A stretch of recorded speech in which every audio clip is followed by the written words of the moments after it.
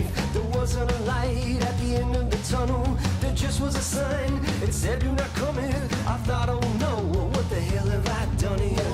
Long ago my mother told me a bit about purgatory. It's where people like a father would be, stuck for eternity. Looking down at my dead body, a flat line dancing across the screen. It wasn't a dream, I started to freak out. They're not gonna let me into heaven. They're not gonna let me into heaven. They're not gonna let me into. It's something that many struggle with, the rules, the books, the fantasy undertones. It's also a big part of a comics fit. At least we'll have lots of laughs and wit. Outside the not so pearly white gates, it's closer to a dirty shade of gray. There's nothing to eat, there's nothing to drink, no need for restrooms, no need to sleep. I'm not gonna lie, it's terrible out here. I give anything for a drag. Just one drag, just one drink. How the hell did all my friends get into heaven? They're not gonna let me into heaven. They're not gonna let me into heaven. They're not gonna let me into heaven.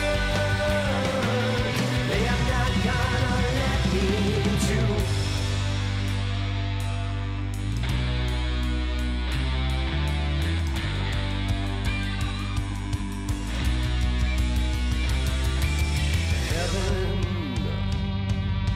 They're not gonna let me into heaven. They're not gonna let me into heaven. I thought I lived a decent one heaven. They're not gonna let me into.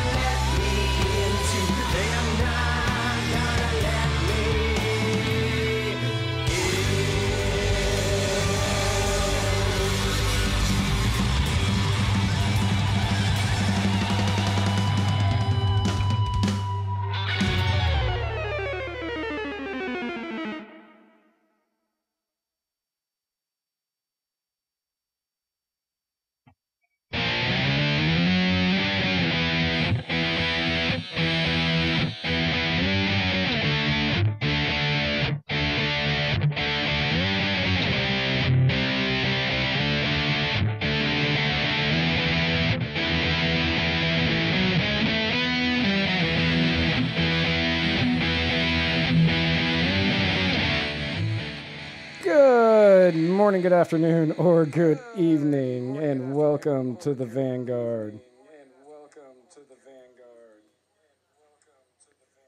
We are totally getting an echo, right? We are totally getting an echo, right? Sure. We are totally getting an echo, right? Sure. We are totally getting an echo, right? Sure. We are totally getting an echo, right? Oh, good. We are totally getting an echo, right? Oh, good.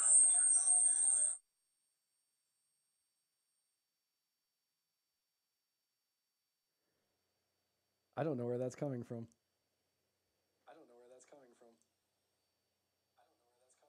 that's coming from. Okay, I think I fixed it. I think I fixed it. Nope.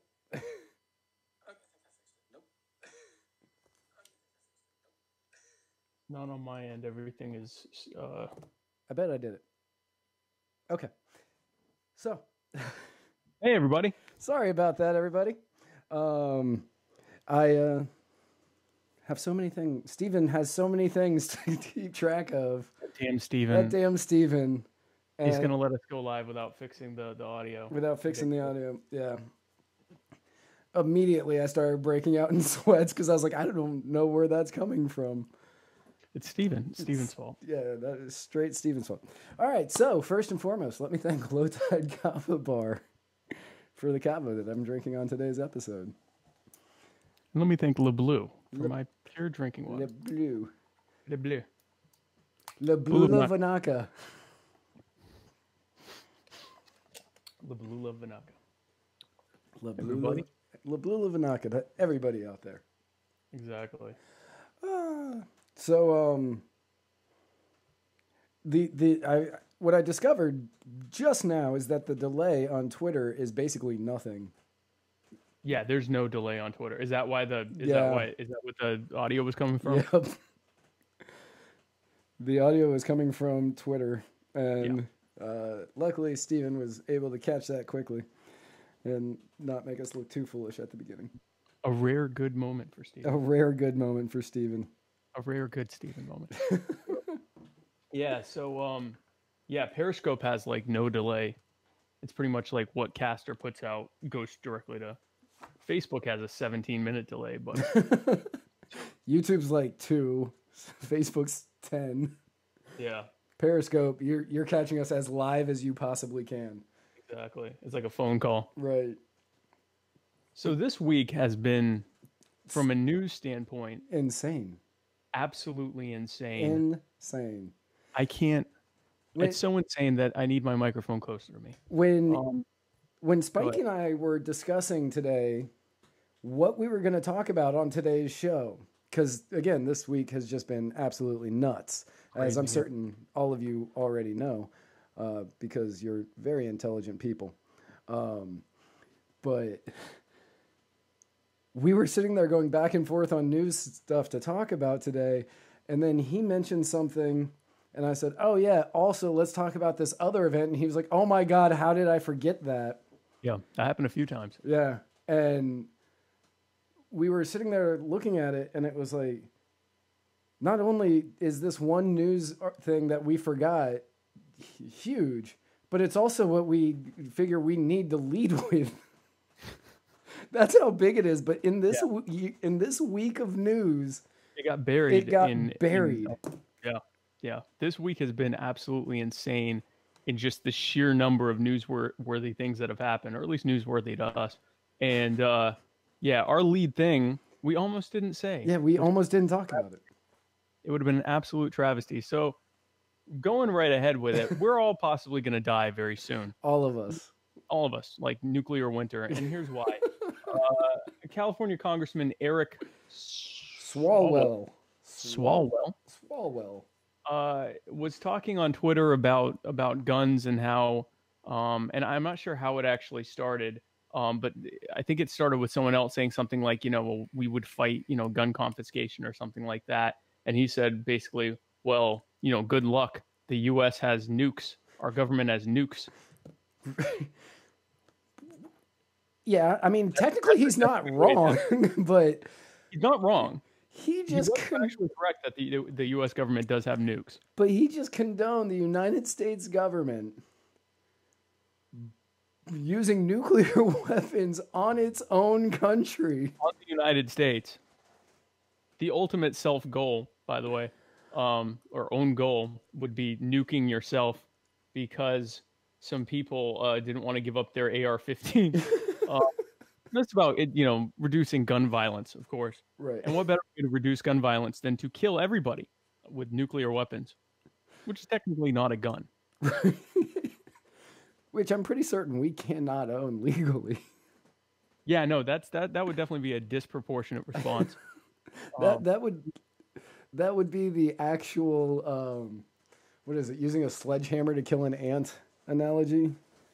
Or a nuke. Or a nuke. Would be, yeah, it's a nuke. Nuclear sledgehammer to kill an ant with a hunting rifle. semi-auto hunting rifle. And yeah, so he wants to nuke us, and then he kind of backtracked and at one point said, "Well, I didn't threaten to nuke us," and he gave us his proof that he didn't threaten a Snopes article saying that he didn't actually threaten us, but that he just said that we had nukes and would use them if someone were to if necessary. If necessary. No, we don't want to. We don't want to nuke everyone on the, because I mean, again, for those who don't know, you don't nuke a neighborhood. If you're dropping modern era hydrogen bombs, at least a few states are going to be affected by that. One or two anyway. There's going to be some blowover, and then there's the whole the fallout that affect. I mean, when you think the Fukushima reactor in Japan, and we're still dealing with radioactive stuff in the water from that. Imagine a nuke going off in, like, I don't know, Colorado or California. Imagine a nuke going off in New England, anywhere. Like, really anywhere. Anywhere. Like there would be no more New England. Like, it would take decades to rebuild New England. Well, I mean, it took them decades to rebuild the Twin Towers, so it would take it would take the Japanese decades to rebuild it. It would take us thousands of years to rebuild it. Right. It would take longer than the Mets are going to take to rebuild. Oh. Sports, I don't. I know, but I was like, man, this is just going to be such a great joke. Cleveland Browns, huh? Yeah. Hey. Huh? Cleveland Browns. Then Buffalo Bills. New York Jets. I know New York Jets and Cleveland Browns. That's the extent of what I know about bad teams. So he's going to nuke us, and lost in the whole conversation. I like how you just said that. So he's going to nuke us. You got to embrace the new normal, Matt. Yeah. You got to move forward in life. I've learned that recently. So yeah, I don't think he wants to nuke us, but the fact that he even went there tells me that he has absolutely no problem whatsoever with mass confiscations. We talked about last week how, with the Maryland red flag law, right, that someone, Gary Willis, I think was his name, they went to take his gun and he hadn't committed a crime. And he said no, and they killed him. And I think Swalwell would have no problem with that. I mean, if he even casually talks about nukes, any kind of conventional armed response is going to be fine with him. And it spoke to the, and I'm not going to label all Democrats or all politicians, but there are a good number of so-called anti-gun politicians that have no problem with gun violence as long as it's being carried out by the state in the effort of disarming us in the name of ending gun violence. So it was a very instructive thing, especially considering he's talking about the U.S. military and how it's the most powerful military on earth, which it is. It also has been unable to stop the Taliban in 18 years. Yeah, we're going. 17 years, something 17, like that. 17 years. Trillions of dollars, thousands of dead Americans, tens of thousands, possibly hundreds of thousands of dead Afghans. Taliban's still there. But they're going to totally stop the tens of millions of American gun owners from owning weapons. That's definitely going to happen right after they nuke us. That's definitely the easiest option. It's all these Americans who have guns that don't want to give them up. Well, let's nuke them. Nuke them, but only them. Only them. Let's not nuke everyone around them that doesn't have guns. Right. So that was fun. I mean, this is one of those things that's so absurd that I don't even know where to take it, right? Like, someone will say something absurd and you'll go, well, this speaks to the whatever. He said he was going to nuke us.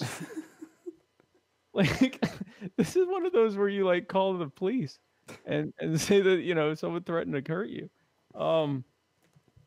I don't even know. I mean, Matt, where do you even go with that? A sitting congressman said that they're going to use nukes. I mean, the fact that a sitting congressman said that we were going to... I've been laughing about this literally since it happened. But yeah, the fact that a sitting congressman said that they were going to they were going to nuke gun owners who weren't going to turn their guns over. Like, oh, okay. Okay. Well, I guess I don't want my AR-15 that bad. Like, I was. The fact that hasn't been called out, like he's still on Twitter, which that I feel as though violated some sort of. Did they even take his blue check mark? No. So he still got his blue tick. Yeah. And which tells you something, because I don't care if. Well, so Twitter, there has been in the past where Trump has made essentially diplomatic, foreign policy threats, and people have said to Twitter, well, technically you should remove Trump because he's, threatening to hurt someone. And they said, well, he's a politician, and so it's a little bit different for a head of state to use it, which is instructive because they're admitting that it's the same as someone saying, I'm going to kill you, but because it's legal for a politician to do it, right? Totally, they're okay with it. But I gotta tell you, if I'm just trying to come up with a I mean, it's why can't I can't come up with a single Republican House of Representatives. No. If Paul Ryan, sure, why not? Sure, he's here for 2 more months, right? Right. If Paul Ryan said, I was trying to come up with a firebrand, but let's say Paul Ryan, good enough. Said, well, yeah, if you're gonna keep doing 3rd trimester abortions, we're gonna nuke you. Oh, he'd be off of Twitter so fast. There'd be calls for him to be arrested. He'd have to resign. He'd have to resign, which he did. 2 months left. He'd have to resign now, right? And he'd definitely get kicked off of social media. But I mean, and again, we're using a little bit of license here. He didn't actually say like we're going to nuke you. But when you say, so there's a school of thought here. So if I say to you, Matt, if I say there's a difference between me saying I'm going to kill you, Matt, and saying I have the ability to kill you, Matt. I still take it the same way. It's pretty close. Right. It's pretty darn close. I'm going to shoot you in the face, or I have a gun that I could potentially use to shoot you in the face. I have all of the ingredients available to make a shoot Matt in the face. I just need to want to. Right. That's like that. So I just so, how is that? Okay? So yeah, he's a head of state, sure. But how is that? Like, if I were to go on Twitter and say, I have a gun, or I have the ability to, I've got, as everybody learned in Fight Club, I've got equal parts fertilizer and orange juice concentrate, which makes napalm, according to Fight Club. Yeah. And orange juice concentrate. Okay. Yeah. Fertilizer, equal parts napalm or equal parts fertilizer and equal parts napalm, or fertilizer and orange juice concentrate. You can make napalm. Learn something new every day. Yeah. So if I were to say that, and I just had a really bad experience, and I had a bad experience at a Starbucks. Oh, by the way, I have this. And I have this. It doesn't mean I'm going to do it. No. But I feel that Starbucks would definitely feel some sort of a threat. I have to think that Twitter would have a talking with you. Yeah, like I have a feeling that I wouldn't ever receive my blue check mark. Permanent no check mark. Yeah, at least take the man's check mark. Like, okay, great. You say, well, he's a legislator, so if he's going to talk about nukes, then that's newsworthy. Is essentially how they say it is. Well, they can do that, which is true. Yeah. They could pass a law saying nuke the U.S. over the guns, but not advisable. But they could. Yeah, not what we're hoping for. I don't think anyone wants that. But it could. But yeah, I think at least take his check mark. Like, there has to be some level. We talked about deplatforming Nazis. How about people that threaten to nuke the nation, the country, the entire country? Right, all of it. All of it. Because again, there are people everywhere that are not going to turn in their guns. There are no surgical nukes, and yeah, so that was fun. Speaking of politicians dragging something out, for a long time. That's a good concession. Or segue there. So we should have been able to say last week that what's his name? Kemp beat. Trying to remember. Stacey Abrams. Yeah, Stacey Abrams. But what's his first name? Something Kemp. Tom Kemp? No, Tim. I don't remember Kemp's first name. I know it's not. I know it's not Jack. Is it Jack Kemp? No, Jack Kemp was VP back in. Yeah. So Kemp, Mr. Kemp beat, or I guess Governor Kemp beat Stacey Abrams, and Rick DeSantis. No, Ron DeSantis. Governor of Georgia. Rick DeSantis beat Andrew Gillum for Florida governor. Ron DeSantis. What did I say? Rick. And then it's Ron DeSantis. Yeah, and then Rick Scott. I thought it was Rick. No, you're right. It's Ron DeSantis. Yeah, and then Rick Scott beat Ben Nelson for Florida. Bill Nelson. What did I say? Ben. I'm just gonna use last names. DeSantis beat Gillum. I got all the. Well, no, I didn't get the Democrats right. And then Scott beat Nelson. And we really knew that last week. Right. But technically, we called all of those on election night. And then went to bed and woke up and found out that everyone else hadn't caught up yet. Yeah, nobody else was on the same page that we were on, which I thought was weird because I figured we called it.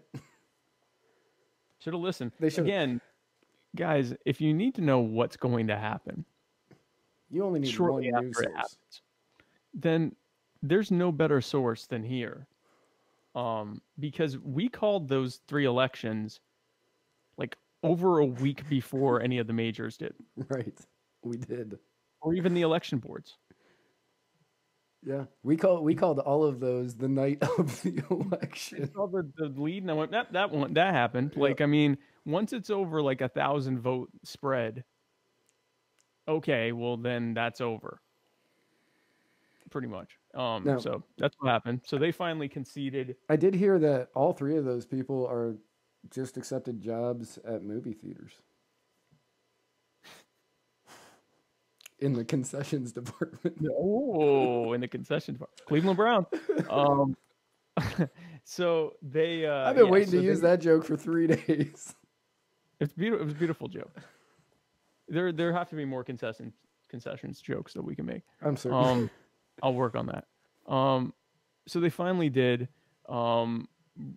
Nelson and Gillum, their concession speeches were fairly, magnanimous and just, it was a well-fought race. And, we congratulations to our respective opponents. Stacey Abrams. She went the other way. The other way with her concession. She actually had 2 concessions. The first one was to say that democracy has failed America. Yep. And to blast well, no. The first one was to blast Kemp, Mr. Kemp, whatever his first name is. Former Secretary of State Kemp. Yeah, Secretary of State Kemp, former Secretary of State Kemp, for the way that he handled the election, and that I believe there was some discussion about racism there. And then the following day or a couple days later, she made her official concession where she said democracy had failed everyone, which is what happens when your side loses. Right. Democracy. His name is Brian, by the way. Brian? Right? That doesn't sound right at all. I know I said that name Brian? 1,000 times on election night. I would have just said Jack over and over again. Yeah. But yeah, no, his name is Brian Kemp. Oh, and I'm sure I said Brian Kemp then. I would have never, if you had given me 5 minutes to guess his first name, I would have never come up with Brian. No, Brian never would have come up. So Brian Kemp beat Stacey Abrams, and so she is she wanted everyone to know she's not happy. She is not. No.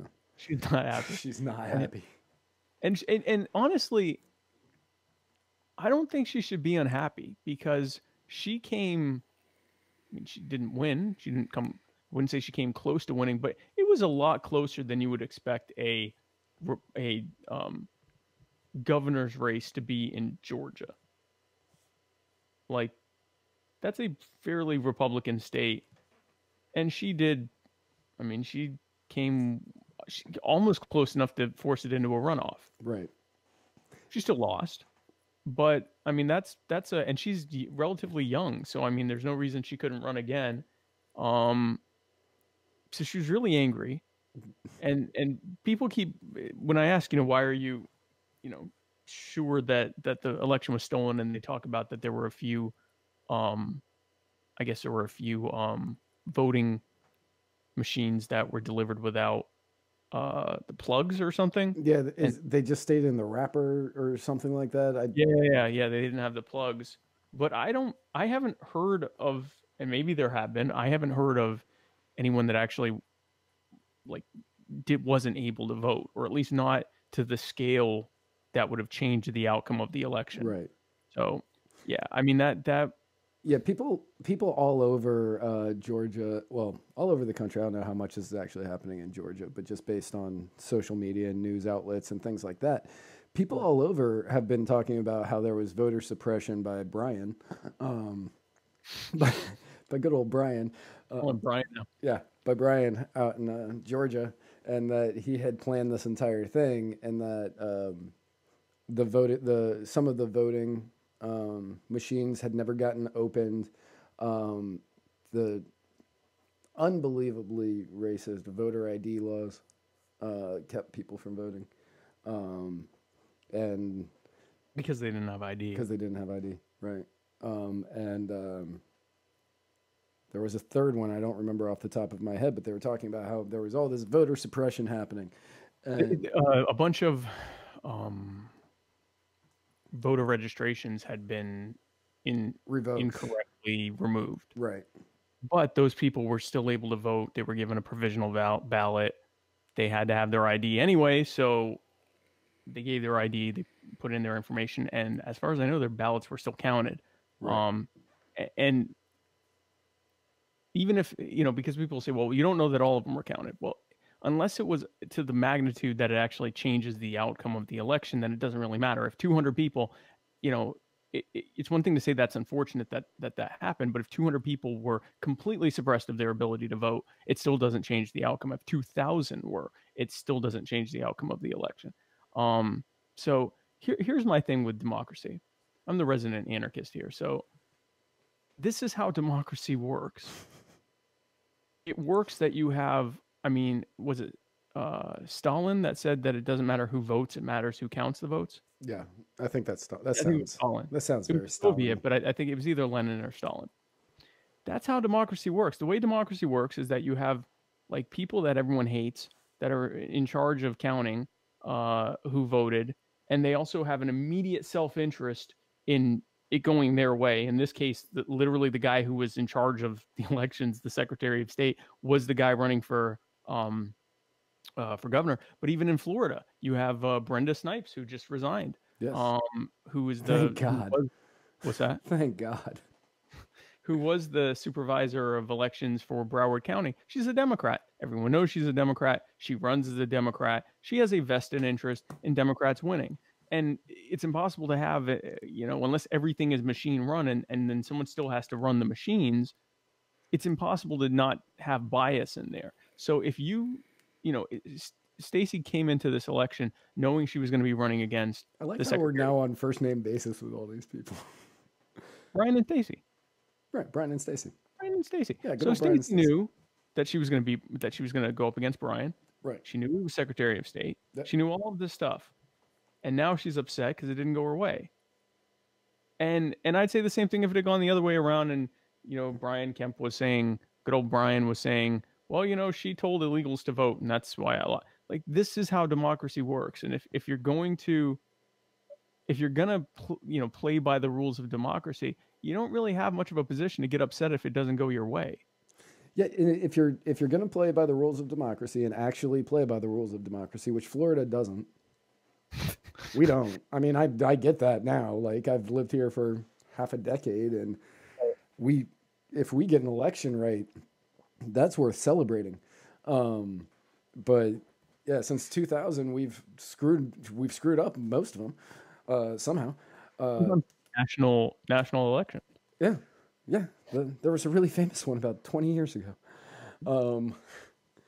But big deal. Yeah.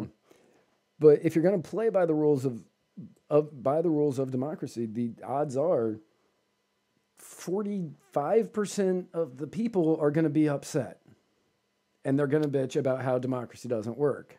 Right. Until they win, and then and then it works. Right. Yep. But yeah, it's perfect example of that. So I'm sure all of our beloved viewers remember when in the run up to the actual election day in 2016, it looked very much like Hillary was going to win, and Trump was already using all this rhetoric about how the election was rigged, and that illegals were out voting, and that this was an assault on the American people, and he all of these things, and he sort of he started that dialogue. What's that? He started the election fraud dialogue. He did. He actually did. He started the whole rigged election, nomenclature that ended up being co-opted. And so and I remember, Obama said, oh, it's not rigged, you're just losing, and all of this stuff. And then he ends up winning, and it was a complete sea change. All of the people that were saying this was a rigged election and our system was run by the deep state and there was nothing any of us could do about it, we're now saying, this is a hallowed system created by our founders and we need to respect it. And the ones that had been saying all of that before were now saying, Russia did this. This was Putin, destroyed our election system. This is democracy. This is groups of people in forced association with each other, voting to see who gets harmed the most and who gets harmed the least. Right. And if you lose and you get harmed the most, you're one of the ones that wanted to do this. So I don't know what to tell you. Yeah, and I mean, democracy's never going to be perfect, especially because, as we all say, as people who are very pro-government say, people are bad, so we need people to rule us. Right. I don't understand the logic, but that's what they say. But in elections, people are voting, and then people are counting the votes. And for anybody out there, the 7 of you who watch/listen to this, who understand what I'm about to say. In the movie Election, starring Matthew Broderick and Reese Witherspoon and Chris Klein from the 90s, he messes with the election because he didn't want her to win. Like, that's democracy. That's how democracy works. Yeah, they pointed it out in a movie making fun of a high school election, and they pointed it out then. And it still happens today, and it was happening long before that, and it's going to happen for years past, because whoever's counting the votes kind of has the ability to do that. Yep. And again, this is like the people that go, well, we just need government to work right. And then government is working right. This is how government works. It's a monopoly of violence, and they've centralized the presumed authority to be able to tell you what to do, even more so than you can tell yourself. And this is how it works, with you add human nature to these systems, and it is what it is. So that's what happens with democracy. So speaking of a massive, destructive event that has this may have been a better one to follow the nuclear one with. Oh, you're right. Yeah. Speaking of, okay, well, having already spoken earlier about hellfire, killing lots of people. There's a fire. There's an actual fire, a literal fire. Killing lots of people. In California, called the Camp Fire, is what they've named it. I'm not sure why.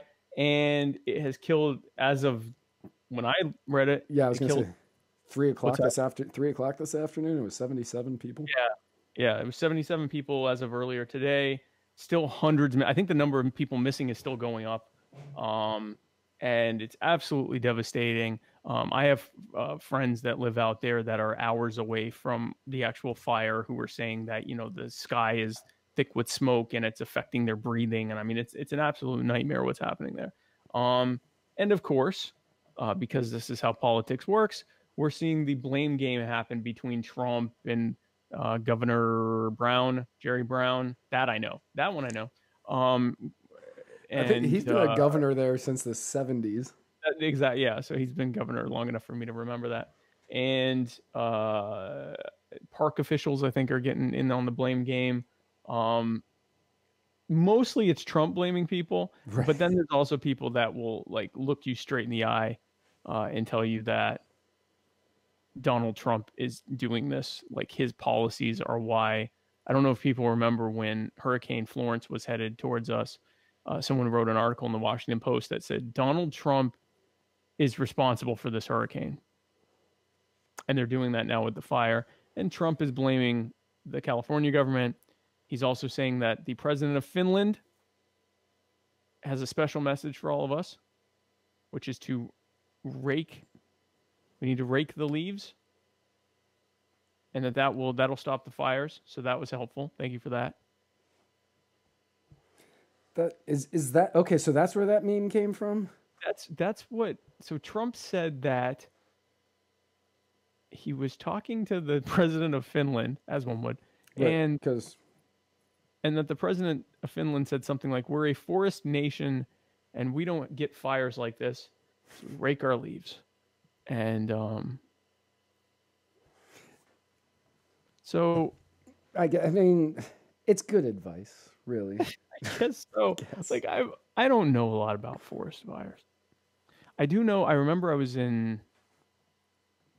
Well, this had to be before drugs, so it was 7th or 8th grade, and my science teacher showed us a video about how back in the day forest fires weren't as bad as they used to be because these smaller fires would burn naturally, and that would kill the smaller trees in the brush, and it would never get strong or intense enough to kill the large mature trees, and that was how they kept how they kept fires from that's why naturally these massive fires didn't happen. But that once the park systems came in and they would actively look for any fires and put them out, that after that, now that's why these massive wildfires happen. I don't know if that's true or not.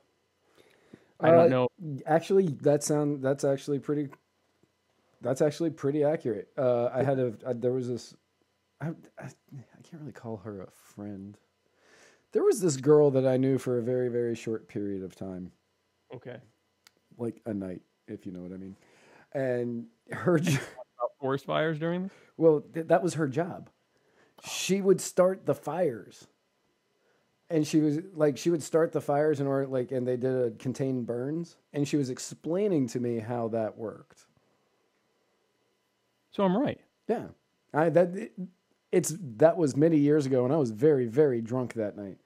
So I don't remember exactly, but that sounded very similar to what she was saying. Very similar. I wasn't really caring what she was saying. And if they are doing that, then why are we getting these? You know what? She's doing it wrong. Well, she does it. She was doing it in the East Coast where there are no fires. Oh. Not the West Coast. You didn't get Matt's lady friend over there to do the controlled fires. Right. Or even just a rake. Right, just a rake. I bet she can rake very well. Everybody in California needs a rake.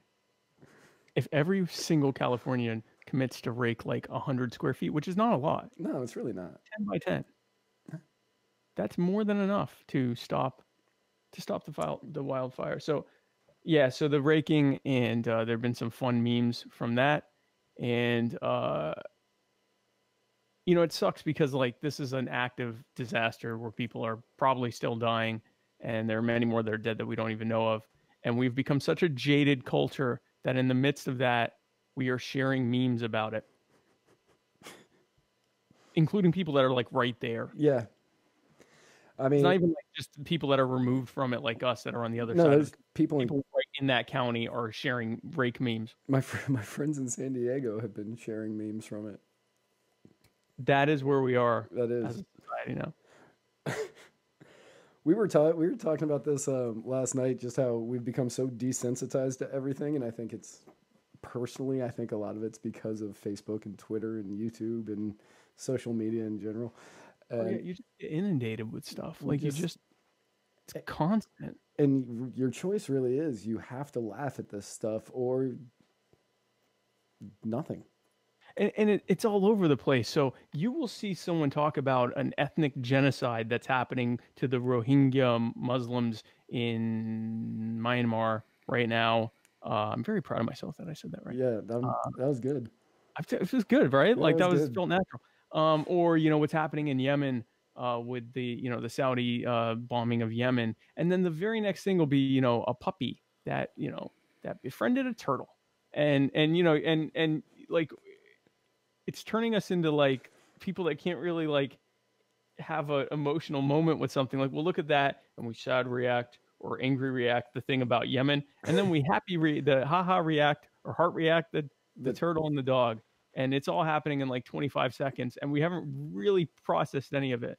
So the meme thing is just like haha rakes, yeah, we need rakes. You know, like I'm gonna be off today because we got to move our stuff out because the fire's headed this way. But how about those rakes, huh? But I did it with the hurricane. I was literally sharing hurricane memes as we were fleeing the hurricane. Yeah, when the hurricane last year, I don't even remember the name of that hurricane, was barreling up the coast of the Gulf of Mexico to hit us. Like many people were like, why would we leave? Like, this is our house. I'm not leaving. And others were sharing memes as they were driving out of town. I'm not leaving. I'll miss hundreds of memes in that time. Right. Oh. There'll be so much good quality meme making material in that time. Like the guy that stands out there in the content memes. Right. From the wreckage that was my hometown. Right. So, yeah, so that's that. But yeah, so our thoughts and prayers are definitely out with the hurricane, with the fire people. And maybe a hurricane will come. Maybe. God, then we just put it out or just spread it. Oh God, would it spread it? I mean, with the wind. Yeah, but it's a wet wind. Oh, but you're right. Yeah, but I mean, it's going to start out not. That's just going to push the fire further inland. Oh, you're right. Okay, so we don't want that. No, we don't. Maybe, a tsunami. If a tsunami were to come. But that kind of no, I guess you're right. That would just be pure water right off the bat. Right. So if a tsunami came, the silver lining there is that the campfire's the campfire's out. And the meme, can you imagine that meme? So speaking of a thing happening that someone dies from, Juan Lopez. Oh yes, Juan Lopez. I was like, I gotta get back to my notes. I was like, I don't know where we're going with that one.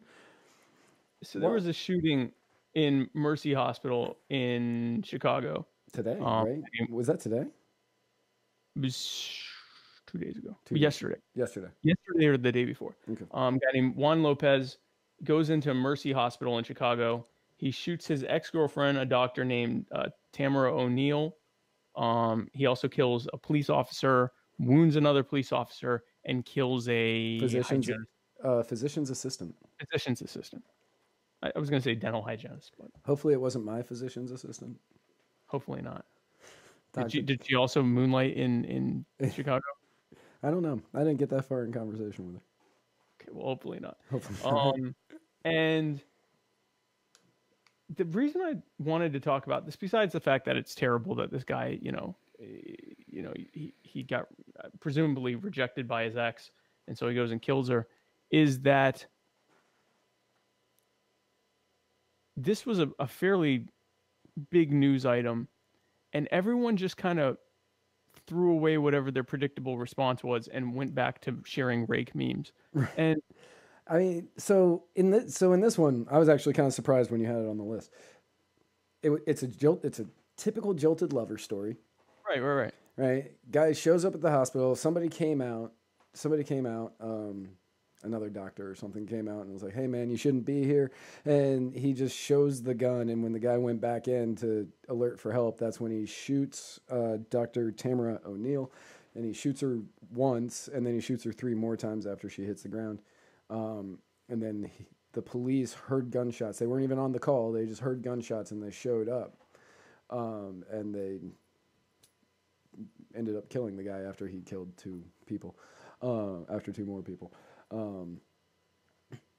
So I was actually kind of surprised because it's a jilted lover story in Chicago, which is essentially a triple homicide, which is newsworthy in Chicago apparently, because if it's not a double homicide, they don't report it. Right. Yeah. It was just enough homicides to be more than just a normal Chicago homicide. Right. It was the only reason I even brought it up was it was just interesting to me that everyone sort of, if they even mentioned it at all, they would say something like, "Oh, war on police, or which it wasn't. It wasn't. And that's why I was kind of surprised that you brought it up, is because it wasn't a war on police. It was, I mean, yeah, technically it is the good guys with the gun stop the bad guy with a gun. Pretty much, it was. Yeah, I mean, it was someone. Yeah, it was a good guy with a gun, but it just surprised. It was like everyone either war on police or gun violence or, you know, it wasn't a Muslim.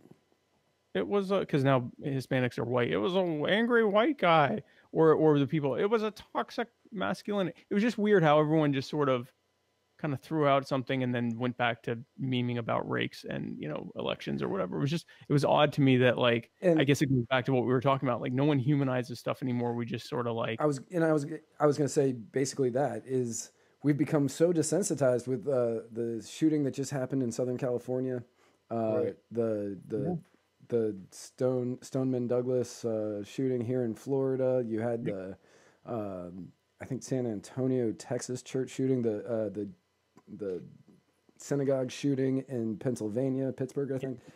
Yeah. Like where you have all of these huge, massive things, and it's people doing it for political reasons or people doing it like with banned weapons. This guy, I mean, it's Chicago, so it's a banned weapon, I think. I'm not really sure how Chicago's gun laws work. I know they're just really strict. Yeah, I doubt he was allowed to have. Well, for if nothing else, he wasn't allowed to have it in the hospital.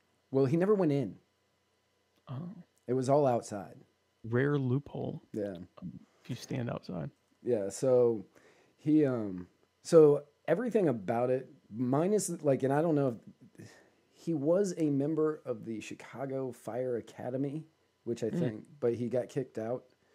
So I don't know if while he was in there he obtained, because the security guard that got shot and killed last week that we reported on.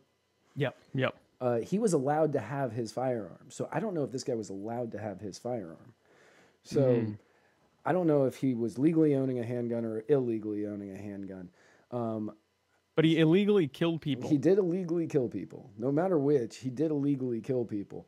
He was in a no murder zone when he discharged his firearm. So, but this really didn't care what the rule said. Right? Yeah, obviously.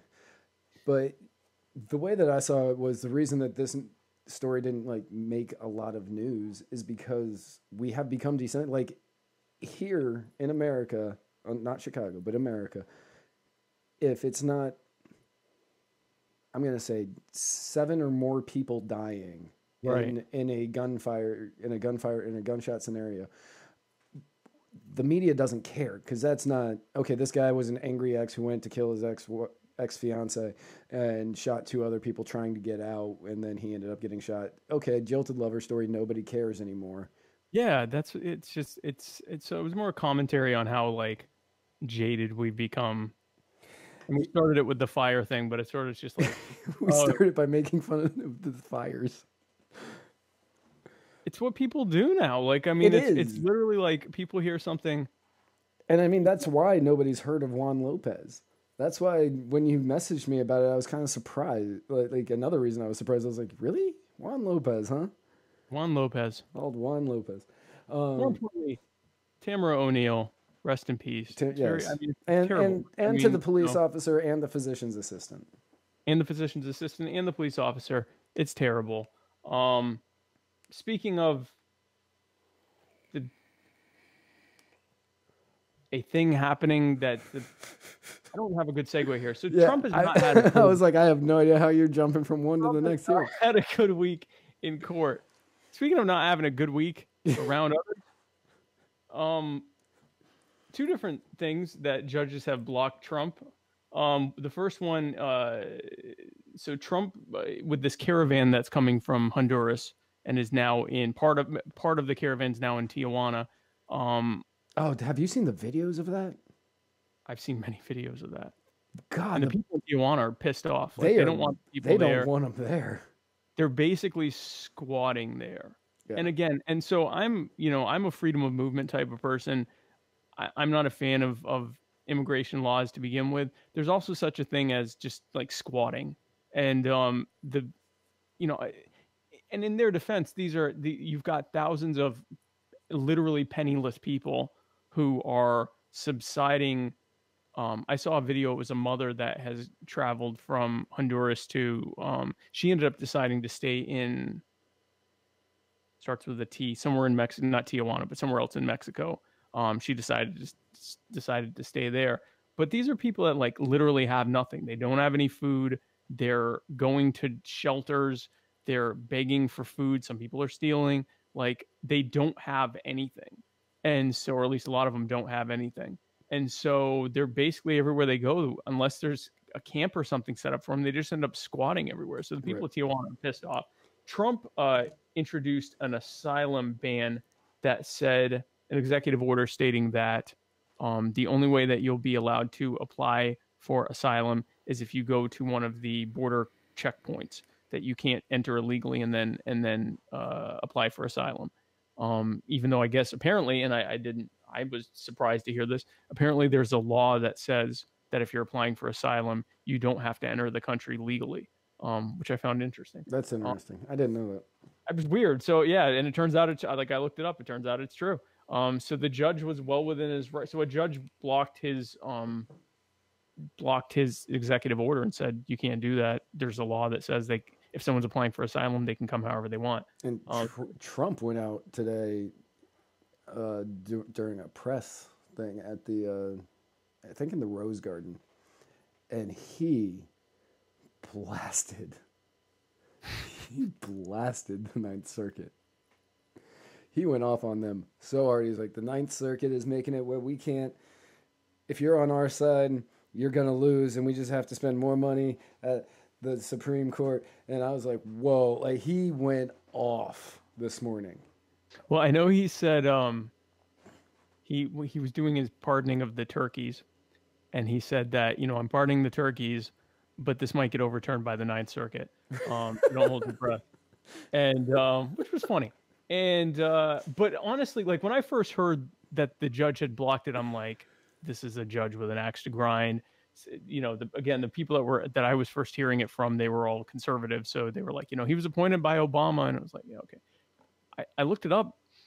He really can't do it. Like there's actually a law that says that if you apply for asylum, it doesn't matter how you entered. So he, if they want to change that, they have to change that law, which I think that has to go through Congress. Yeah, it has to go through Congress. And that ain't happening. Not unless they push it through in the next month. Yeah, I was going to say, unless it happens before January, that ain't happening. And I'm not sure what happened even before then. Because historically, Republicans did not have a problem with illegal cheap labor coming here. It was only recently in the last 15 years or so that Republicans started caring about that, or at least Republican politicians. And so that happened. And then also Jim Acosta, who accosted the lady that tried to take his mic, the intern, that poor adorable looking intern. It's like she looked like an 8-year-old girl. She did. She looked so young. Sure, man, I have the mic. He's like, "Acha!" And what was that? Austin Powers judo chop. Yeah, exactly. It looked like someone photoshopped that. It looked like he was doing the E Honda 100-hand slap from Street Fighter, and which is somewhat accurate. And apparently there was this whole controversy over people thinking that they had doctored the video. Yeah, I just heard about that today. It turned out that all it was the difference in frame rate. So what happened was someone had taken a video, compressed it down into a GIF, and then had used that GIF in their video, and that it caused the motions to be a little bit more jerky, which looked like they were, making it look like he was like karate chopping her hard, right, when he would just sort of like pushing her and saying, just kind of pushed her away a little bit.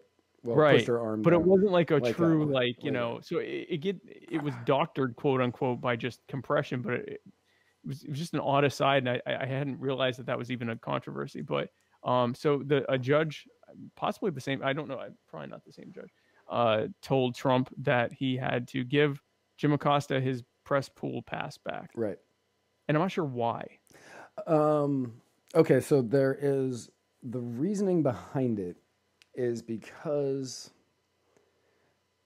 there are technically no rules or guidelines that they need to follow while being a member of the press pool, which is why the Trump administration is now coming out with a rules and guidelines for members of the press. but they're doing a I believe CNN and other members are doing a lawsuit against this administration to say that you don't have a right to take our press pass away from us. But they don't understand what that's going to open up, because they're going to try to set guidelines of what it's going to take to have in order to be a member of the press pool. But it's actually going to open it up, and you're going to end up with like Cenk Younger sitting in the press pool, right? Or Alex Jones sitting in the press pool, and God willing, me, because you wouldn't go. Not me. I'm not. I probably am not allowed on federal property. Probably not. But one of us sitting in the press pool, or maybe at that point, if we could get in the press pool, we'd be able to hire a correspondent. Steven. We'll send Steven. He's not doing great on this end. That I'm sure. Right. But so I haven't really followed it closely, but my whole thing was, if you're saying that the White House can't say who can be there or not, would that mean anyone can be there? Like, right. Again, I didn't read the ruling. I don't know if they're saying, no backsies on the press pass. Like, once you have your hard pass, you can't have it ever taken from you or something. I didn't get it, but I'm like, I just kept thinking, I'm like, well, I want one. Like, I mean, if we're giving out press pass, if we're saying that the president, which may be true, if we're saying that the president isn't legally allowed to stop people from being at the White House press pool, then I want to be there. Like, I mean, so I probably should have read more about it. But anyway, so Trump did not have a good. No, he's not having a good month. He was not having a good month a good week in the courts, or a good month. He did better in the midterms than I thought he was going to do, but he not doing good in the courts. So I mean, did he though? He ended up losing a lot more House seats than either one of us thought. Yeah, but we were so. And he ended up gaining the pretty much what it looks like anyway is going to be the exact amount of Senate seats that we both. Yeah, we nailed the Senate seats. It looks like, unless, and we're about to talk about it, it looks like he's going to have a net gain of 2, or the Republicans are going to have a net gain of 2 seats, which would mean that we were 100% correct on that. Right. The House completely botched. I said that the Democrats were going to take the House, but I didn't think they were going to take 35 seats. 35 seats, yeah. How many is it? 35, I think. Yeah, 35 seats. But so the average for the average for the number of seats that the party out of power. So if a president has an under 50% approval rating when a midterm comes, the opposite party, whatever party the president is not a member of, on average gains 37 seats in the House in midterm elections. I thought it was 44. Oh, I saw 37. I mean, I might be looking at. I think we're looking at the same stat. They may have just framed it differently. Yeah. So whatever the number was, they actually underperformed, because he's not he's well under 50%, but that also depends on which poll you look at. If you look at Rasmussen, he's at 49, I think, today. I'm not 100% sure. I don't look at Rasmussen. Yeah, ever since Scott Rasmussen left Rasmussen Reports and sold it, they said that Trump was going to win the popular vote in the election. Like they're pretty skewed in favor of Trump. But they were dead on when it came to how many electoral votes he would get. That's correct. They did correctly which states he would win. They did say that Romney was going to win in 16. Yeah, 12. 12. Yeah, but yes, 12. That's what I was thinking, because that was what I hung on to in 2012 when I was still a Republican. Was that Rasmussen said, and ever since that happened, I said, screw Rasmussen. So it's more of a personal thing. But so I can't say, like, I mean, yes, the Republicans lost the House, but I mean, in retrospect, that was sort of gonna happen anyway. Right. And they gained seats in the Senate. They didn't do as poorly with the governor's seats as I think they lost 7. That's not bad. That's not bad. They had like 40 of them. Like, I mean, like they came in with a lot to lose, and they didn't really do as bad as I thought. So, but in court, bad week in court for Trump. Yeah. Bad week in the forests for Trump as well. So if you're with Trump, don't follow him into the forest or the courts. Now, going back to the Honduran caravan, and Yes. I'm going to preface this by, I don't know if this is true yet, because literally when I went to go get my kava, there was a guy that goes there, and he always wants to talk to me about politics, and he always tells me about things that happen that sometimes I fact check and other times I just forget. And I didn't have time to fact check this one, but I'm going to say it anyway. Allegedly, the Honduran president, who this caravan is escaping from, Right. said, I am really worried about my people going into America because I don't think they'll be treated fairly. Now, again, I'm going to restate, I don't know the accuracy of that, but I want that to be so true. That would be hilarious, especially because the reason that they're fleeing Honduras is because of how him. brutal he is, Yep. specifically to them. Right. The video that I saw of the mother of 2 sons and a daughter that ended up staying in Mexico, but she was part of the caravan. She was fleeing because her husband had been murdered by the police there. Honduras is and the U.S. government is at least partially complicit in the destabilization of the situation in Honduras. The Honduran government has been absolutely brutal to the people that voted for the political opposition, and it's a pretty closely divided country. So that means about half the country is being brutalized. Yep. So if he said that would be meme worthy. That would be absolutely meme worthy. Like literally, when I texted you and I said, "Hey, just picking up my kava and I'm heading to call you," Right. he said that to me on the way out the door, and I was like, "No, that can't." No. Well, you give me 50% of the time. You give me good information, so I might run with this one tonight. Yeah, I mean, it could be true. It could be. It wouldn't surprise me if it was true. It would be hilarious. It would be really good. But speaking of people with Hispanic names saying stupid things, that was a good segue. That was a good segue. That was an amazing segue, guys. That was an amazing segue. They'll learn that in a second. What's that? They're gonna learn that in a second. How good this segue was. Alexandria Ocasio-Cortez, newly minted Congresswoman-elect representing the Bronx, Brooklyn, the Bronx, I think. The Bronx, the face of the Democratic Party for the future. the new face of the left. Yes, Not just of the entire worldwide left. Socialist International spokesperson Alexandria Ocasio-Cortez. Is it Ocasio or Ocasio? I think it's Ocasio. Probably Ocasio.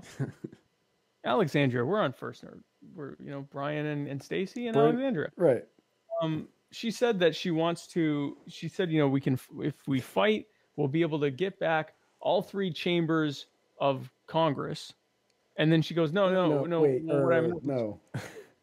Oh, and so to her credit, she realized that she had misspoken. Which, hey, you know what? People misspeak. And then she said, I meant all 3 chambers of government, which again, I was like, okay, good. The chambers of government being the presidency, the Senate, and the House, which, I mean, you were closer. You were closer than before. Right. I mean, you were definitely heading in the right direction, but you should have given it a little bit more thought before you just started spitting. She almost accidentally disclosed the secret 3rd chamber of Congress. The one they're not allowed to tell us about. What's that? The one they're not allowed to tell us about. The one that the Illuminati, right? House of Illuminati, that deep state. You're right. Now, so for those who don't know, the 3, and I've never heard them described as chambers, but the 3 branches of government are the executive, the White House, the legislative, which is the Congress and Senate, and the judiciary, which is the Supreme Court, right, and the federal court system. It's called it's the tricameral system of government, I believe it's called. Right? Yeah. And so if you asked the average American, so I'm not beating up on her too much because this wasn't like her saying when Obama said 57 states, Right. Or said Marine Corps. or said Marine Corps, which Trump did too, by the way. Did he? Trump, yeah, he said Marine Corps, Oh. but he said it like corpse, which I guess is how Obama said it. But yeah, so I was like, how is that different? well, you know, it was softer. The P was softer. Anyway, so it's not different at all. So if you ask the average American what the three chambers of government are, I can almost guarantee you that 70% of them are not going to get that right. No, God, no. But they're also not about to be in the House of Representatives. This is a woman who has been presented to us as a genius who knows better than possibly every politician who's come before her. I've read articles that start with stuff like "Move over, Bernie. Here comes Alexandria," and you know the idea that this young Latina with her master's in I think sociology and an economics degree that she is smarter than every other person on the block. And yet I have yet to see her give an interview which come off as a total airhead. Now, somebody actually posted this on our wall moments before we started this show. Because I posted the picture of her making that insane comment. Right. And then a guy posted, from 2003 to 2007, Ocasio-Cortez attended Yorktown High School, where she won second prize in the Intel International Science and Engineering Fair with a research project on microbiology. As a result, the International Astronomical Union named a small asteroid after her. Didn't know that. In high school, she took part in the National Hispanic Institute's Lorena de Zavala, I hope I said that right, youth legislative session. She later became the LDZ Secretary of State while she attended Boston University. Ocasio-Cortez had a John F. Lopez Fellowship. In 2008, while Ocasio-Cortez was a sophomore at Boston, her father died of lung cancer. Don't know what that has to do with her intelligence, but okay. During college, she was an intern in the immigration office of U.S. Senator Ted Kennedy. She graduated cum laude from Boston University's College of Arts and Sciences with a bachelor's degree in economics and international relations. To which I responded, that doesn't speak well of Yorktown schooling, Ted Kennedy, or Boston University as far as educating her on the political process or economics. Or the John Lopez Fellowship or any of those other right? Other Yeah, things. I could have pulled them all down, but I was just like, I'm pulling three and just running like that. So okay, that's an appeal to authority there, right? But so if we're counting fallacies, she keeps saying stupid stuff, and she keeps saying stuff like, "I don't really know how this works." She said that like at least 4 or 5 times, right? In discussing like the Mideast peace process and the I think it was something related to the ways and means of how government funds things. And that's cute when you're running a little. It's not really cute anymore. And the fact that she got all of those, I don't think she's necessarily dumb. I think she just doesn't care to know this stuff. She already knows what she thinks she needs to know, right? Which is that all the stuff that she wants is a human right, and that therefore government should just give it to us somehow. And that there's not really any reason for her to learn further about it. I don't think she's dumb at all. I think she just doesn't care to know. Right. And the way I put it on Instagram, somebody else left a comment. I'm not going to pull that one up too. But somebody else left a comment and they said, well, I don't know. I think that she misspoke and then trying to correct herself, she made another mistake. It happens to me all the time. But it doesn't mean I don't know. And I said, I get that. I understand that happens. It happens to me all the time. Yeah. People watching this show can probably... Oh, I'm sure. They could probably point out many mistakes that I've made. I'm sure. But the question is, with her, it happens so often. Is it a question of she just keeps having these little gaffes where she makes tiny little mistakes? Or is she actually ignorant to the process and what is happening? Yeah, She's reaching the point, or I think she has reached the point that she is ignorant to the process. and she isn't trying to learn more. Yeah, and that's the thing. Like, I mean, she even said like she was stumping in a video for I think that the guy that was running in Michigan in the it was during the primaries, and he ended up losing in the Democrat primaries. But she said, you know, we're going to flip this country to red. She was out there with Bernie. Yeah, and Bernie just kind of had this look on his face like, oh my God. Because Bernie knows. That wasn't Michigan. That was Missouri, I think. Was it Missouri? I think so. Yeah, wherever it was. And Bernie had this kind of like awkward smile where and you know what he's thinking? She's wrong. This is the girl that's going to take my spot. Yeah, exactly. Yeah, this is the girl that everyone's telling me to move aside to make room for this chick who routinely gaffes. Look, what is Aleppo? Like, I mean, these things happen, right? Like, these things happen, but they keep happening, and they happen a lot. And then there's stuff that isn't gaffes. Like, for example, the infamous, how are you going to pay for this? You just pay for it. You just pay for it. That wasn't a gaffe. That's her answer to that. Right. And which so many people gave us, like not just us, but anybody posting these memes, but gave lots of people crap about posting memes, making fun of her for not being able to pay for an apartment in DC. And we weren't making fun of her for not having money. No. We were making fun of her because you just pay for it, in your own words, Alexandria. You just told us, $33 trillion, where's that going to come from? Well, you just pay for it. You just pay for it. If you doubled the tax rate, that wouldn't be enough to pay for it. How are you going to pay for it? Well, you just pay for it. You just pay for it. And now you're telling me I can't afford rent. Right.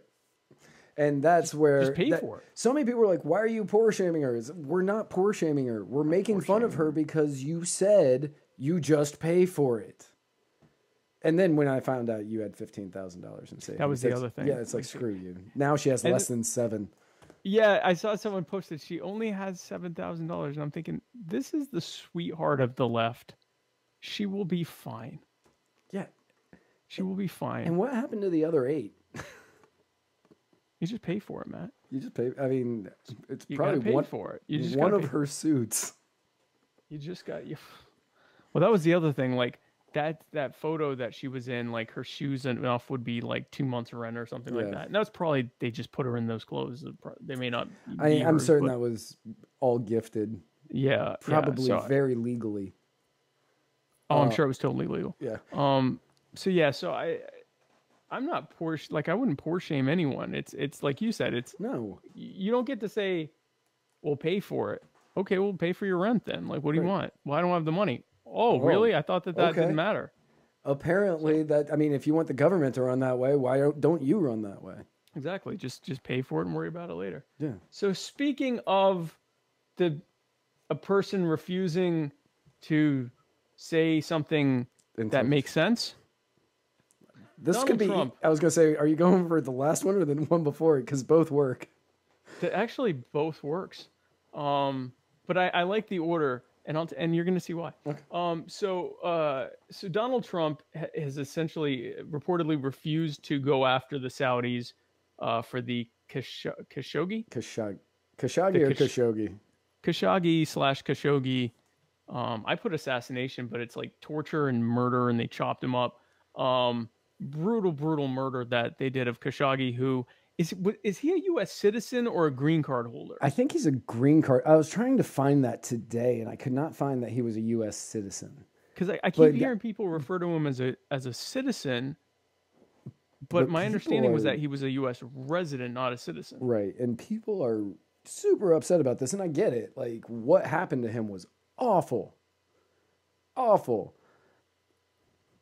But now the CIA allegedly is going to be releasing a report that states that the Saudi Arabian crown prince ordered this assassination. Oh, wow. Okay. I didn't know that. Yeah. I knew that they knew they were behind it, but I didn't know that they knew like specifically who ordered it. Right. So that came out 2 days ago, I guess. Something like that. Okay. That came out like 2 days ago, and they asked Trump today, and they said, "Hey, are you going to be doing anything to Saudi Arabia for the brutal assassination? I guess the brutal assassination of Khashoggi," and he said, "No. We need to." Other countries do stuff too. Right. They're good people on both sides. Just rake it out. Yeah. And then he said, "I am not going to destroy the global economy over one journalist." Which, so this is my whole thing with this entire Khashoggi thing has been Khashoggi, whatever.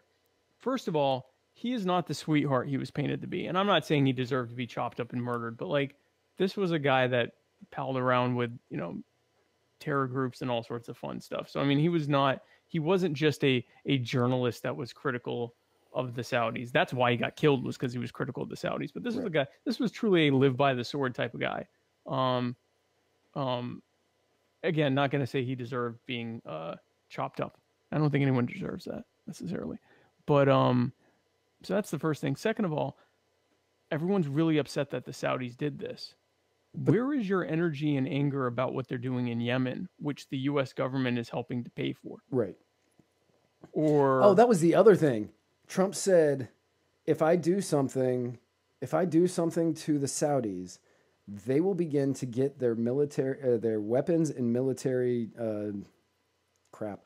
I can't remember the word he used. And their weapons and military, whatever, from Russia and China. So he's essentially saying, oh, well, no, we need them to buy our stuff to blow up Yemen. So, and in doing so, he was, I mean, honestly, he was brutally honest. Like, other politicians would have found a more diplomatic way to say that, but he pretty much just said, like, no, it's one guy and we're not going to screw up our situation with the Saudis. Right. Which is a terrible situation. But in doing so, he also pretty much made it clear that the Saudis can almost do anything they want.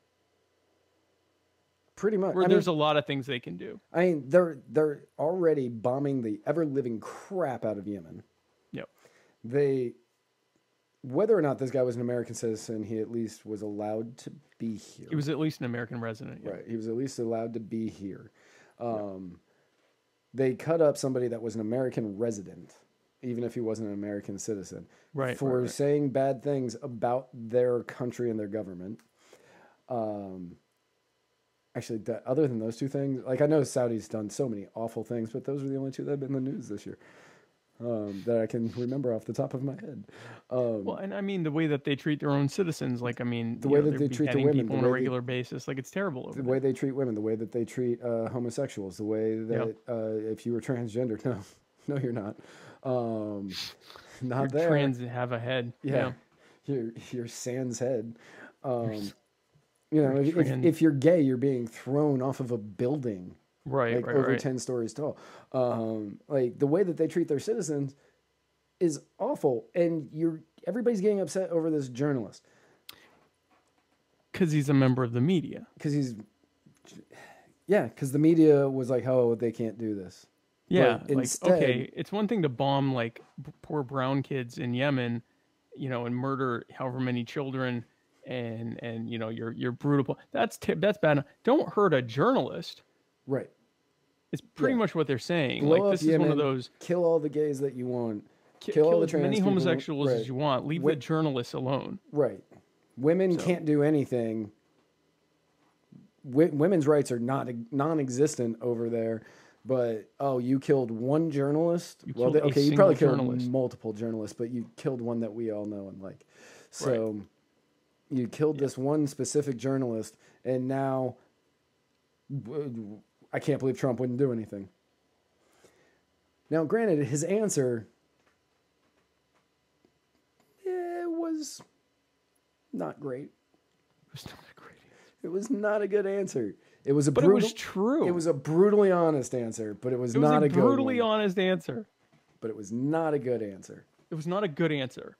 But it was a true answer. It was true. It was 100% true. It was 100% true. One of the things I like as an anarchist that I like or I'm not sure, like, that I appreciate about Trump is that he's in many ways he is eliminating this farce that government acts in good faith.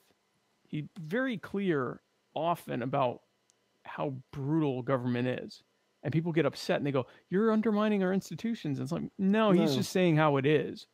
He's doing what Obama did, but he's talking about it like how he's actually doing it, as opposed to Obama, who would talk about rights and, you know, liberties and fairness and equality, while, you know, drone bombing more children than any other Nobel Peace Laureate. So, you know, I don't appreciate that Trump is doing it, but I like the fact that he's at least that he says it, and that people are getting a glimpse that this is how government works, guys. Just because Trump's one of the only ones that's actually just saying it in real terms, it doesn't really change what they've been doing all along. So, and I don't believe any president over the last 30 years. Let me think about that real quick. Yeah. Any president over the last 30 years would not take action on Saudi Arabia for this. None of them. They all would have come out there and they would have said something completely different than what Trump said. Exactly. They would have made a strongly worded statement and done nothing. You know, like Obama would have done we really condemn the actions of the Saudi crown prince, but this is unconscionable. Right. And then they'd still continue doing what Trump's doing, right? And then nothing would change. And everybody would just take the one statement and be like, "Oh, well, look, he's saying he disagrees with it." Yeah, he's against it. He's against it. And Trump didn't say he's for it. Like he did. Yeah. He did kind of go back and forth on whether or not he believed that they had anything to do with it, because I think he doesn't want to screw up whatever deals that they have in place that much. And he goes, maybe they did, maybe they didn't, but they did. Everybody knows they did. A little bit of backstory on Saudi Arabia. So, Saudi Arabia, besides the fact that they're buying U.S. Weapons to destroy Yemen, Saudi Arabia for the past few years now has been producing oil at full capacity. Actually, just past their advertised peak capacity. As much oil as they can churn out, they've been churning out for quite a while now. They've been completely ignoring anything from they're a member of OPEC, but they completely ignore all the OPEC quotas. And in doing so, they have all the other countries are also ignoring the quotas and pumping out. And it doesn't matter how much the price drops down, they just keep pumping it out. And they're doing it to provide political cover to the U.S. and to keep energy prices low and to not get scapegoated on if we end up in a recession because of energy prices. But they're also doing it because they know that it gives them a pass to do whatever the hell they want, whenever the hell they want. Yep. As long as they keep pumping out oil as fast as they can, which they make good money selling. It's not like they're doing it at a loss. But so long as they keep pumping out oil as hard as they can, they know they can do whatever they want. And I think that's probably what Trump was talking about when he says, "I'm not going to, crash the global economy." It would be if the U.S. were to take actual, economic sanctions or something like that against Saudi Arabia, it would throw a massive wrench in the global economy, which is built on boom bust cycles and trade agreements between governments. So, I mean, he's right. He's right. It's not good that he did it. It's not good that they did it, but he's right. Like, it would be stupid for him to hurt the global economy and stop the U.S. war machine in order to avenge a single journalist. And they're not going to do it. Neither would have Obama. He would have done it more diplomatically, but right. That just means he's lying. Right. He would just come out and sternly been like, we don't approve. Bush would have done the same thing. Bush would have done the same thing. He would have talked about, having friends in the Saudi government. Got friends over there. Yep. And then Clinton would have just come out and like, no, they're just having a good time over there, man. Which means they would have all been lying. They all would have been lying. Everyone. They all would have been lying. Trump to his credit, wasn't lying. He at least told he told the 100% truth on it. It's horrific that he's doing it, but everyone else would have done it too. And he was saying why he would do it. So speaking of Trump standing behind people who talked about murdering people. Okay, I see where you were going with that segue now. I think it would have been better with the Alexandria. But anyway, whatever. So Cindy Hyde-Smith is the Republican candidate for the Mississippi for U.S. Senate representing Mississippi. Right. She ended up in a three-way race between Chris McDaniel, who was the more conservative Republican, more of a firebrand, and Mike Espy, who's the Democrat, and none of them got 50%. Right. So they're headed to a runoff for next Tuesday, I believe, or the Tuesday after. No, next Tuesday.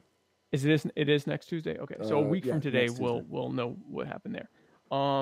Maybe. Maybe. I mean, if they're like Florida, no. No one's like Florida. That's true. But Georgia was like Florida. So the reason she was picked was because she was seen as the more electable choice. Chris McDaniel is more conservative.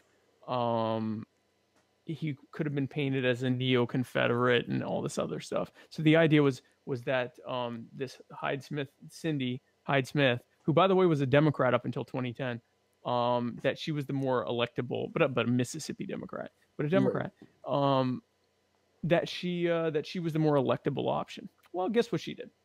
So she was at a campaign stop and she was talking about someone that was, I think, the person that introduced her. It was the farmer that the campaign stopped, whose house it was. Oh, okay. Yeah. And she said on video, HD video, she said that if he invited her to attend a public hanging, she would go. And then I believe at that same stop, she was talking about something about with voting. Okay, so that's a different stop, because that was a different stop. That was at a college campus, because she was talking to younger voters. Okay. And she said something along the lines of, well, you know, there's a lot of these voters, liberal voters in these schools, and we want to make it harder for them to vote. So basically what I gathered from the video is that she was talking to a group of, I'm going to say college Republicans. I don't know. Some sort of chapter of some sort of Republican group. Conservative students. Yeah, conservative students. And she said, now there are a lot of those other voters at some of those other schools, that say it's difficult to vote. Maybe we need to make it harder to vote. That would be great if they didn't go out and vote. Something along those lines. And now Mississippi, very well known for having a large number of predominantly black schools.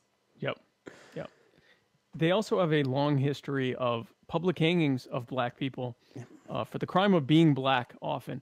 And also they have a proud history of voter suppression of black people. Yep. So these comments were, and this woman was alive for all of that. And then she showed up, well, it was a Facebook post from 2014, but today it got resurfaced of her wearing Confederate uniform.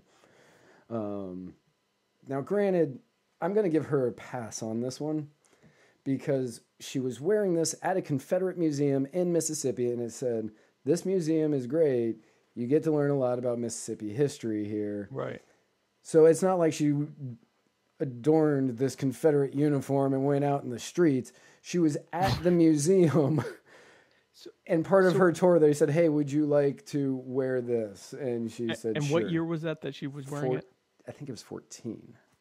Okay, so she was already a Republican. I was going to say if it was earlier than that she was a Democrat when she did it.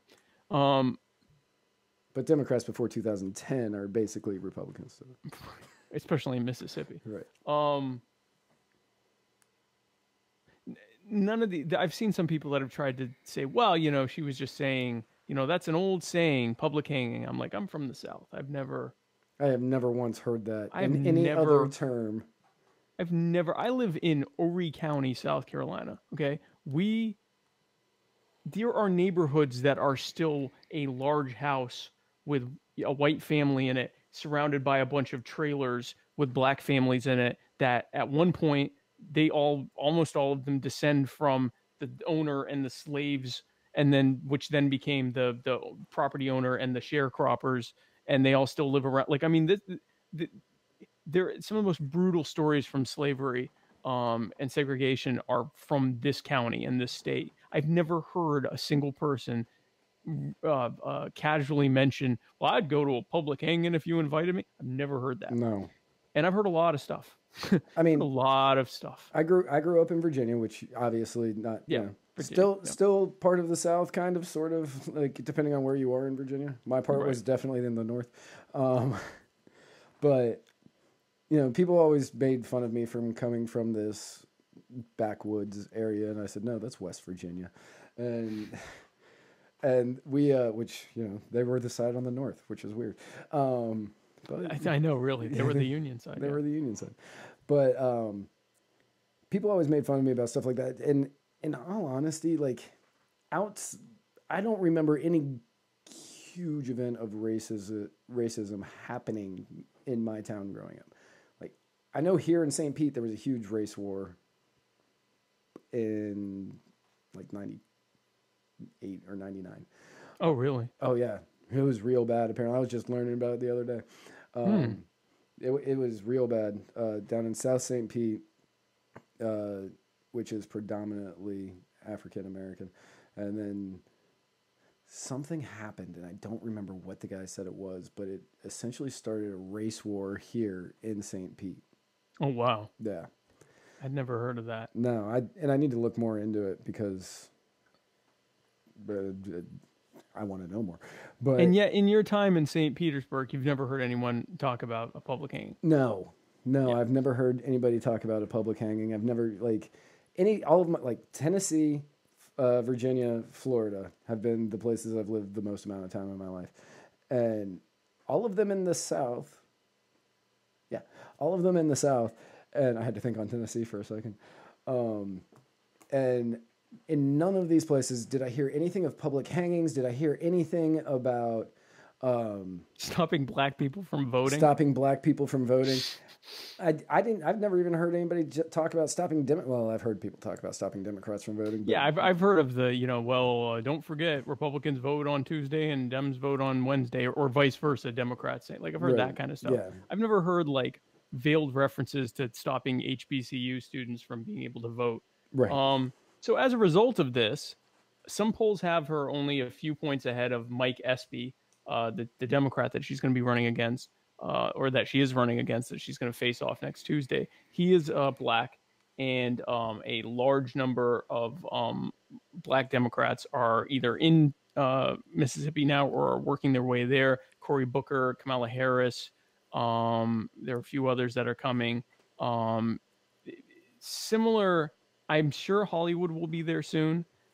This has many flavors similar to the Stacey Abrams thing. Yeah, I could see Mark Wahlberg showing up there. Oh, I can totally see Will Ferrell and Mark Wahlberg doing their shtick again.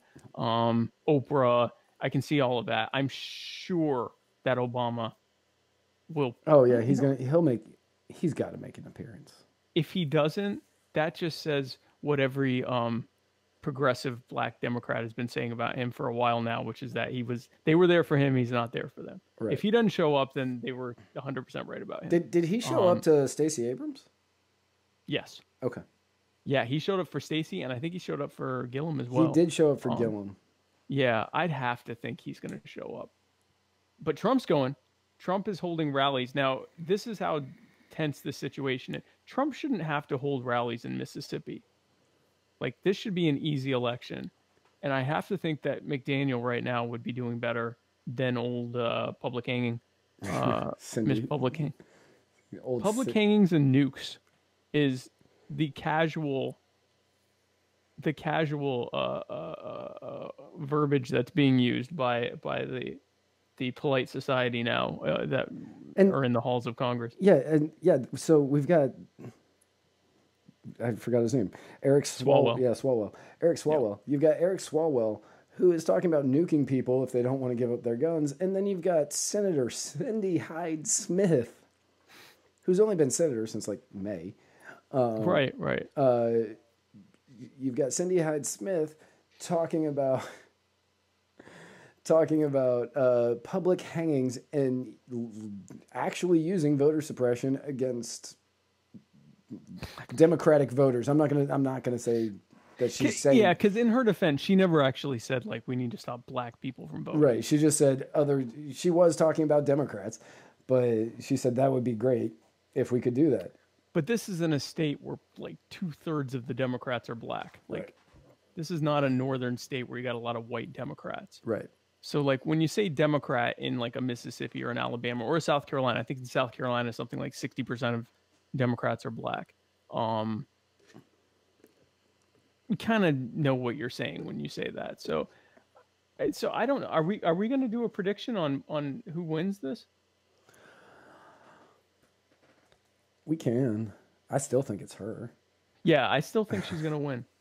If Trump does a rally down there, I think it's her.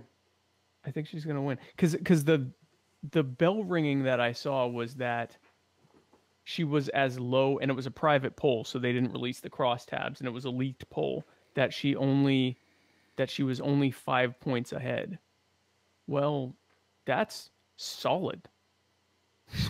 Like that's not a nail biter. It's closer than you would think it would be in Mississippi, but if she's actually 5 points ahead, that's a call it by 9:30 type of thing. Right. Or even sooner. That's right. a call it by 8. Well, whenever that's a call it within 2 hours of the polls closing. If she truly ends up being 5 points ahead. Right. And that's going to be, if let's say the polls close there at 7, because I don't know. Right, yeah, I don't know. By 9 o'clock, you'll know. Yeah. Yeah. So I have to think 8 o'clock or 10 o'clock Eastern. Yeah, 10. Oh, that's right, because they're central, right? Yeah. See, I never think that. So yeah, so I have to think she's gonna win. Also, it already got released. Now it's gonna be the Thanksgiving holiday. Hopefully for her, she's not gonna have any other insane stuff that comes out, but who knows? It's Thanksgiving though. That's when the most crazy things are being said. Now, granted, it should be around her family as a good Republican candidate. But if she goes out into public that day, you never know. Everybody's... Well, she's a gaffe machine, apparently. I mean, yeah. Who says that? Everybody. Who says these things in front of people? I don't say these things, and I'm an anarchist. I have never once called for a public hanging. I don't even think I would go to a public hanging. I would definitely, if it's a rapist or something like that, or a murderer, maybe. You know what? I would wish them well on their hanging, but I don't think I'd go. I don't think I'd go. I've never gone to it. I don't know if you're allowed to just go to a lethal injection or whatever. You can stand outside, I think. Yeah, but most people that do that are to protest, not in support. People go, "Yay, good job, DOC." Yeah, nice job for injecting that cocktail. That guy. That cocktail of really painful drugs into somebody. Yay! What do we want? More injections. When do we want it? Now.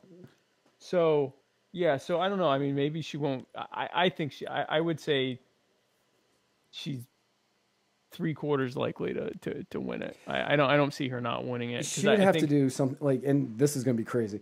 She's going to have to do something really stupid. Like stupid. She hasn't hit that level yet for her to lose that race. I'm in Horry County, South Carolina. You tell the average, especially older, white, conservative-leaning voter that someone said this, and they'd probably chuckle. That's probably true. And they say we're desensitized. Oh, the boomers are beyond desensitized because they were told to hide under the desk if the nukes come. They're beyond desensitized. But yeah, I mean, if you tell and I think, we talked about this with the midterms, that there were a lot of people that voted Republican and then showed up to the watch party and, pretended to be sad that, Gillum lost. You got a lot of people like that who are I don't care. I'm still going to vote Republican because, my bottom line is better, tax wise or, whatever. And then you've got the ones, and again, this is Mississippi. You've got the ones that are like, good. I'm glad she said that. I hope that black people don't vote. Like, I mean, so yeah. So I still say she wins. I think she wins. Yeah, I think she wins. I can't see. Unless in the next week she does something really stupid. Yeah, she'll never run for president. No. But in Mississippi, yeah, I think she wins. No, I don't even see her being Senate Majority Leader or minority. No, I don't see. Like, she'll be a 1 or 2 term senator, and then they'll find someone that probably McDaniel that will replace her. But yeah, I think she wins that. And we went through all of our stuff. Mm-hmm. Yeah, I'm actually really surprised that we did it in under 2 hours. Ladies and gentlemen, we successfully parsed the week's news. We did. You got... And it didn't take the 7 hours I thought it would. Right. Yeah, I was settling in for a very long episode. And then the first couple we knocked out, and I was like, all right, we might be able to get this done in less than 2. And we've done it. Yeah. I'm proud of us. I'm very proud of us. I feel that... I'm proud of you guys for watching. Yeah, for all the real ones out there. All of you real ones out there. Thank you so much. Yeah. So, who do you have on this week? This week I have Robin Kerner. Thanks. Jacob said, good job, guys. Good job, Jacob. Thank you. Thanks, Good Jacob. job to you too, Jacob. I have Robin Kerner, who is a political analyst and political speaker, and also a trainer and activist. He trains trains and educates libertarian activists. He has books, and he has a program and all sorts of stuff. So it's going to be a good one for tomorrow. Robin Kerner, I'm going to have him on, I think 8. I think we settled on 8 p.m. And who do you have on for the writer's block? Well, it's Thanksgiving, so nobody. Oh, that's right. It's Thanksgiving. Yeah. There will be on a special episode of the writer's block. Matt will be eating. Yes, I will be eating. I will not be live streaming that because that's not what I want to do for Thanksgiving. Maybe I'll live stream it. People like watching people eat. They do, yeah. For some reason, I don't get it, but all right. So I may or may not go live eating. For this week's episode of the Writer's Block, Spike might go live eating. The Spike Eater's Block. So just everybody out there, have a great Thanksgiving. Spend time with whoever you want to. Don't even care. Exactly, and have a great Black Friday too, and don't kill anyone for a toaster. Wait for Cyber Monday. Seriously, you get to sit at home.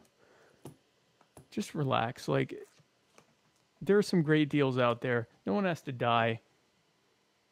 No one has to die, especially now you can get it online. No one has to die. No one even has to go outside. So take it easy. Have a great Thanksgiving. Join us again for next Tuesday, where we will be, I guess, live vlogging we'll be doing live the election between Cindy Hyde-Smith and Mike Espy. I think that's what next week's going to primarily be about. That's what it looks like. It's very special. It's a very special election. A very special episode of the Muddied Waters. It's not elect-apocalypse. It's more of an elect-geddon. What? It's a lesser elect-geddon. Elect-geddon. Elect-geddon. Okay. Is that worse? So, is that better than? Well, I guess not. It's an elect campfire. It's an elect. Oh God. I mean, that is technically not as bad as... It is not as bad as Armageddon. As Armageddon or Apocalypse. Right. It's just a forest fire. It's just a forest fire. In one It'll present an electoral dumpster fire. Right. We'll have on Tuesday. That sounds good. So yeah. That sounds so much less... So much not as bad as the campfire. Yeah. By the way, this has ruined campfires for so many people. Yeah, was this started by a campfire? I don't know. I just saw it was being called the campfire. So we'll find out by next Tuesday why it's being called the campfire. Yeah. So tomorrow, Robin Kerner on My Fellow Americans, Thursday is Thanksgiving. Enjoy time with whomever you enjoy your time with. Friday, take it easy with the deals. And Cyber Monday, take it easy with the deals there too. And we will see you again on Tuesday. Have a great week. And where we're going, we don't need roads.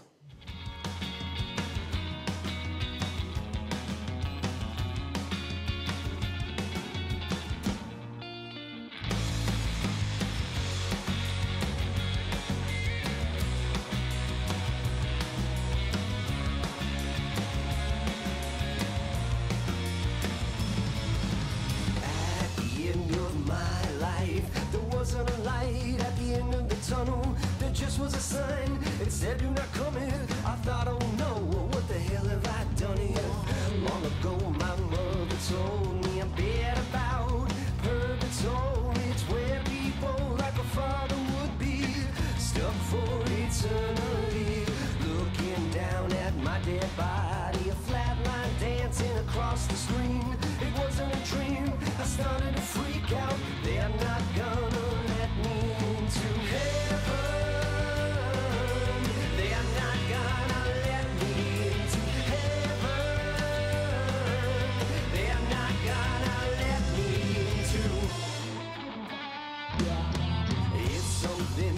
Many struggle with the rules, the books, the fantasy undertones. It's also a big part of a comic's bid. At least we'll have lots of laughs and wit.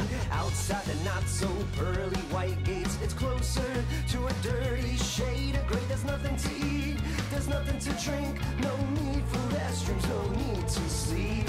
I'm not gonna lie, it's terrible out here. I give anything for a drag. Just one drag, just one drink. How the hell did all my friends get into heaven? They're not gonna let me into heaven. They're not gonna let me into heaven.